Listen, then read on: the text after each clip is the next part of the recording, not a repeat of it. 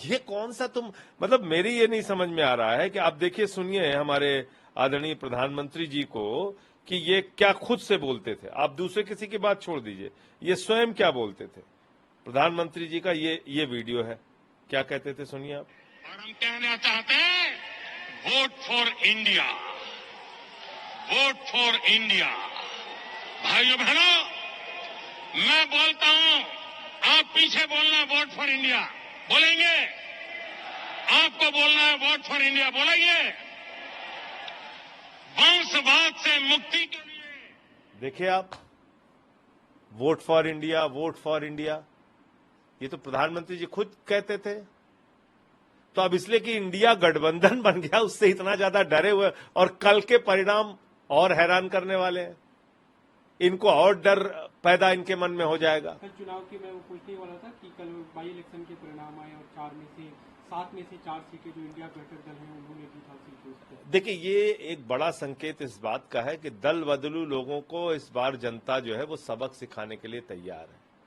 आप उत्तर प्रदेश का उदाहरण लेकर देखिए, वहां पर समाजवादी पार्टी को 1,24,000 वोट मिला, और भारतीय जनता पार्टी एनडीए का गठबंधन जो था, जिसमें कि राजभर जी की पार्टी उनके सहयोग में थी, निषाद पार्टी उनके सहयोग में थी, अपना दल उनके सहयोग में थी, महान दल उनके सहयोग में थी, ये सारी पार्टियां मिलकर प्रचार कर रही थी। उत्तर प्रदेश के मंत्री गांव-गांव में लगे हुए थे प्रचार में। डबल इंजन की सरकार है मोदी और योगी की, बावजूद इसके 43,000 मतों से हारे वो। ये बहुत बड़ा संकेत है लोकसभा चुनाव के लिए, और ये इस बात का भी संकेत है कि अडानी वाले हारेंगे और इंडिया वाले जीतेंगे। अब जो इंडिया के साथ खड़े हैं वो जीतेंगे, जो अडानी के साथ खड़े हैं वो हारेंगे। ये इस बात का भी संकेत है। एक दूसरा मुद्दा है, चंद्रबाबू नायडू की गिरफ्तारी हुई है, करप्शन केस में सुबह में गिरफ्तार किया गया। देखिए, ऐसा है कि दुर्भावना की राजनीति से कार्रवाई करना कतई ठीक नहीं है, और आपने तो देखा कि जो वहां की सरकार है, उनकी पार्टी है, वो पूरी तरीके से मोदी जी के इशारे पर काम करती है। तो हो सकता है बीजेपी और वाईएसआर की जो पार्टी है जगन रेड्डी की, दोनों ने मिलकर निर्णय लिया हो कि चंद्रबाबू नायडू जी की गिरफ्तारी करनी है, और इसके कारण ये हुआ। प्रधानमंत्री मोदी ने G20 समिट के दौरान अपने संबोधन में कहा कि सबका साथ, सबका विकास, सबके प्रयास से ही हम सभी देशों को ग्लोबली आगे लेके जा सकते हैं और जो ट्रस्ट डेफिसिट है उसे खत्म कर सकते हैं। तो देखिए, सबका साथ सबका विकास तो होना ही चाहिए, लेकिन मणिपुर से क्या संदेश देते हैं जब आप 4 महीने तक भारत के प्रधानमंत्री मणिपुर की हिंसा पर नहीं बोलेंगे? तो ये सबका साथ सबका विकास तो है नहीं।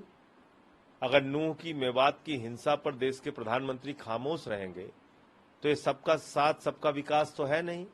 अगर पहलवानों, बेटियों के साथ हो रहे अत्याचार पर प्रधानमंत्री खामोश रहेंगे तो ये सबका साथ सबका विकास एक कोरा नारा साबित होगा, बावजूद इसके कि वो आपको जमीन पे कुछ सच्चाई के रूप में दिखाई पड़े। तो जमीन की सच्चाई अलग है, प्रधानमंत्री जी का बोलना अलग है, और मैं समझता हूं कि इसीलिए अब इन नारों का कोई असर जनता के ऊपर नहीं पड़ता।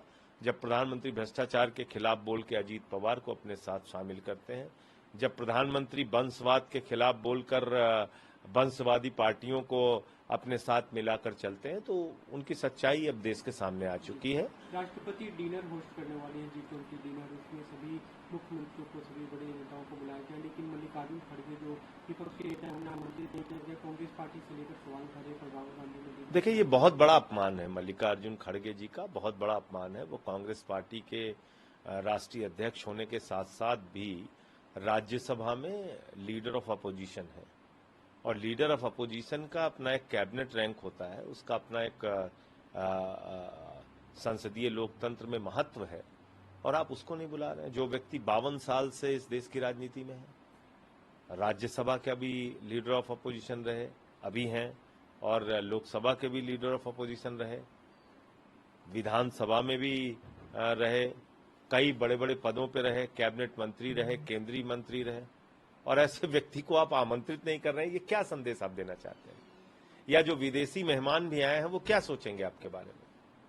भारत दुनिया का सबसे बड़ा लोकतंत्र है, पूरी दुनिया में हम अपने लोकतंत्र का डंका पीटते हैं, और यहाँ अपने नेताओं से इस तरह का भेदभाव का आचरण करते हैं, ये ठीक नहीं है। आम आदमी पार्टी ने कल मध्य प्रदेश और छत्तीसगढ़ के लिए 10-10 उम्मीदवारों के नाम की घोषणा की। आपका चुनाव हुआ तो फिर क्या चले गए? हाँ, निश्चित रूप से पिछले दिनों हमारे दिल्ली के मुख्यमंत्री और पार्टी के राष्ट्रीय अध्यक्ष केजरीवाल जी भी दोनों राज्यों में प्रचार के लिए गए थे और राजस्थान में भी प्रचार के लिए गए थे और अभी इसकी शुरुआत हुई है। 10-10 सीटों पे हमने उम्मीदवार की घोषणा की है और आगे जैसे जैसे नाम फाइनल होते जाएंगे वो अनाउंस होगा। अकेले आम आदमी पार्टी चुनाव लड़ेगी? ये तो हमारी तैयारी पहले से चल रही है, 1.5-2 साल से हमारी तैयारी चल रही है।